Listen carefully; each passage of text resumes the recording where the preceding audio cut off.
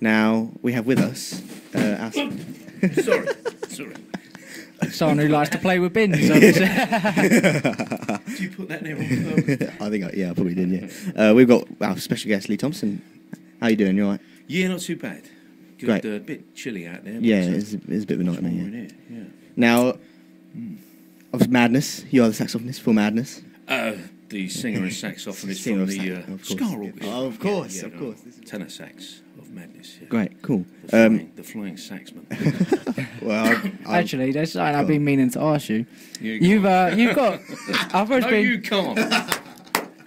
You've got a couple nicknames, haven't you? Yeah. Not the bad ones, though. I won't mention the bad ones, what the band call me, but El Tomo, Kicks. Yeah, that's the one I want to ask about. How did that come about?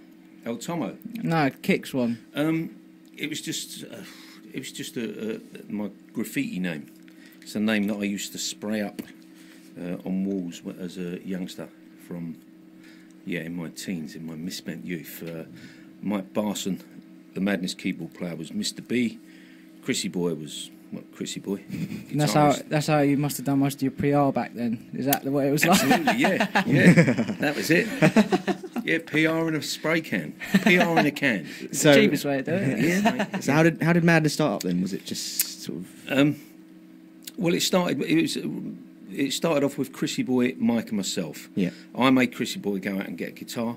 I acquired a saxophone, won't go into detail, but my wife kindly paid for it. Selma Mark 6, paid £100 for it, and I've been paying for it ever since. She's made a happy man very old. I taught her everything she knows. And, yeah, so Barson, Chris and myself started it round at Mike's, 76-ish, 77, and, it dragged us away from silly things like spraying up walls. Yeah. And we used to jump as a pastime. We lived near a railway line. It's now called the Dream Line. I think the Barking Gospel Oak to Richmond. I don't know. Anyway, goods trains used to go over there, and we used to jump freight trains and take off to different parts of the country with our backpack and our loaf of bread and bottle of milk. We went to France once, jumped freight trains over there. I mean, obviously not across the North Sea. That was a hovercraft, and we got as far as Dijon.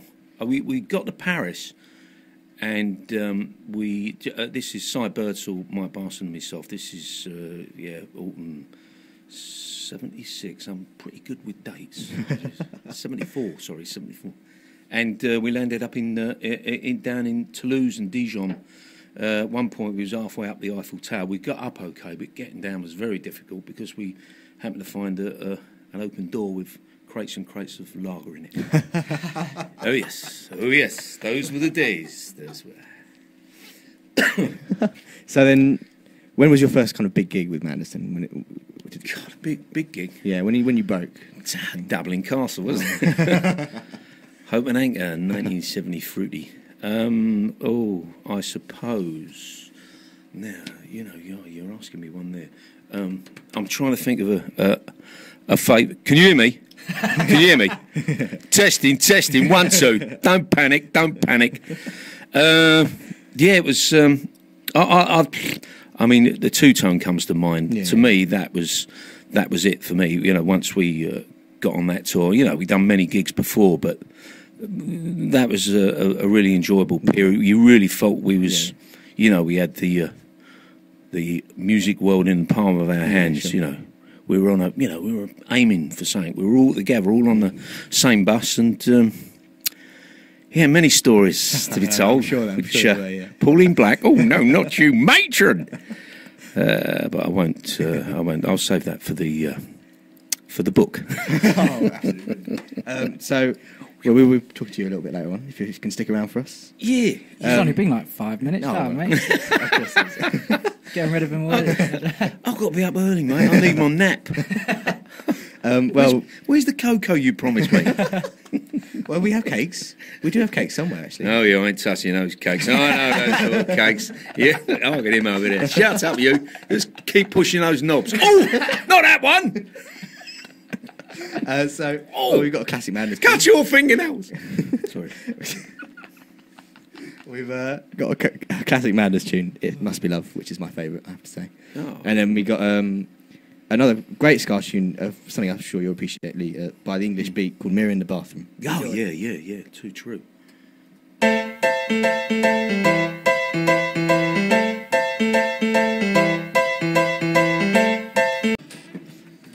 So that was Madness with It Must Be Love, and the English Beat with Mirror in the Bathroom. Is there a particular story around It Must Be Love? Any sort of... Well, the only... Is that loud enough? No, the only one I can think of was Stiff Supremo, boss, Dave Robinson saying, you know, you got to do this song. This has to be a single. Originally, Mike Barson came up with the idea of covering it. You know, we had our own songs, but we thought, well, let's have a go. And it was all working very well in the rehearsal and the process, you know, leading up to recording. And we recorded it. I remember part of it was done up in Durham for some reason. It was whilst we was on tour. So it was all a bit manic. And then Dave wanted to release it as a single. And some of the boys were, you know, a bit against that because it was someone else's. Yeah, absolutely. Yeah. I think that was part of the reason from what I can remember. And he said, "Look, this is a single for sure." I don't know if that's how. Look, I tell you what, lads, release this. If it doesn't go to #1, you can have me record company. So we shook on it, and we're still waiting. Yeah.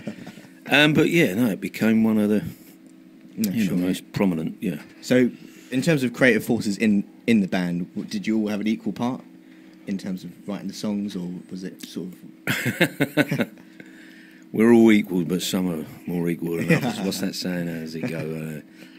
Pretty much so, yeah. I mean, you know, we were fortunate enough to have many writers in the band. Yeah, no question. You know, mainly with the lyrics, it was myself and Suggs and Carl.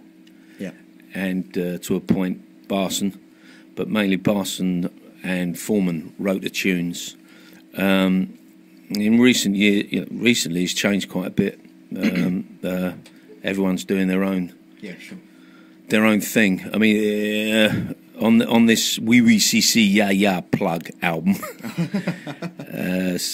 on the deluxe version, which is out in a few months, Suggs has written a self-pen as far as I know, for the first time. He's written a track called 1978, which is fantastic. You know, if I may say so myself, very sort of nostalgic. About events in the late 70s, mainly around music, fashion, his relationship to his now wife Anne. Yeah. Anything else? So I mean, but Barson and Carl Chesmash from the band have written the majority of the songs on this latest album, and now Woody's getting in there. Good lad, and he's written some quite good stuff. So every time we have an artist in, so we had Steve Rogers in last time, and then we had Ben as well, the rapper. Ben Connect, was it? Kinetic, Kinetic, that's right. And so I asked them what kind of writing process they go through. Do you have to be in a certain frame of mind when you write a song, or is there a particular mood you have to be in? It is one of those. I mean, I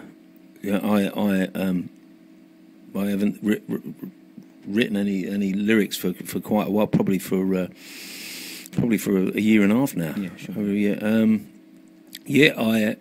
For instance, one of the last songs I wrote for this deluxe version of WBCC is a track called Doolally. Yeah. Now this is quite interesting. This, right. I mean, not a lot of people know this, but Doolally, he's gone Doolally. Yeah, sure. Well, it's actually a place in southwest India where they sent the war fatigued.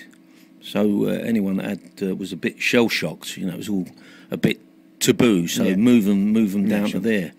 And I got the inspiration from a film that program called "Who Do You Think You Are?" Oh yeah, kind of the ancestry kind of thing. Yeah. And can I remember the fella's name? It's anyway. It's about his great uncle, who he used to be used to ride motorbikes in Normandy, across the flats of Normandy with German, to deliver supposedly mail and letters and that, but obviously it was ammunition, and the Jerrys would take pop shots at him, and he landed up, to cut it short, he landed up after the war driving a bus back in up north, wherever, and it sort of, he was an adrenaline junkie, and he landed up taking on a platoon of Japs, and they most of his platoon got shot out of about 40 people. There was like him and 3 others left. He went to Dialali Tip, it's actually called in India, to sort of recovery, to try and recover. Was eventually became sort of a policeman stroke, not mercenary, but he used to, he went out to Asia to take on the rubber plantation terrorists. And to pass his time, he would, whilst off duty, he'd go to clubs and that, and he'd play Russian roulette, spin the wheel, knock back a few brandies. It paid, it was his pocket money, shall we say. And he was very well respected out there and everything, but unfortunately on one occasion he might have had one brandy too many, and kaboom, he shot himself. But his great nephew, I wish I remember his name. He wanted to find out why he was shot behind the ear, and he wanted to find out, was it suicide? Did someone sort of top him? And what it was, that's where, to make sure you're out of here, you put it behind, in that sort of gap there below. Yeah, give me your head in. Demonstrate. Now, you've got your Ska Orchestra going on now. Absolutely, mate. Yeah. We will be talking about that a little bit later on. We'll be playing a few tunes. Okay. But for now, this is a really great 80 tune, actually. I don't know if anyone remembers it, but I heard it on the radio and I just loved it. I don't know why. It's Colonel Abrams with Trapped.